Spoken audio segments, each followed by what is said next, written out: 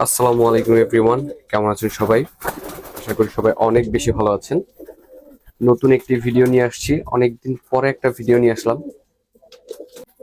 আপনারা অনেকেই আমার কাছে জানতে চাচ্ছেন আপনাদের কবুতরগুলো ডিম দিচ্ছে না অনেক দিন যাবত, 2 মাস 3 মাস 4 মাস এরকম গ্যাপ।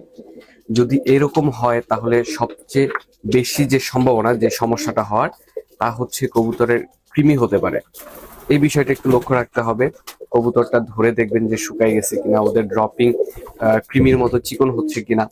ওইরকম যদি হয় তাহলে অবশ্যই আপনি আপনার কবুতরকে কৃমি কোর্সটা করায় ফেলেন।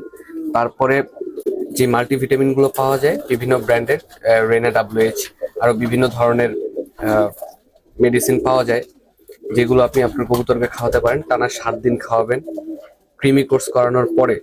তাহলে দেখবেন যে আপনার কবুতরগুলো আবার স্বাভাবিকভাবে ডিম বাচ্চা করতেছে।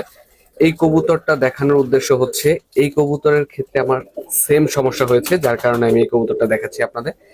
এই ট্রিটমেন্ট দেওয়ার পর এই যে এই কবুতরটা 2টা ডিমই পেরে গেছে, খুবই অ্যাগ্রেসিভ। আল্লাহর রহমতে ডিমগুলো জমেও গেছে। এই কবুতরটা থেকে সব সময় জোড়ায় জোড়ায় বাচ্চা পাই।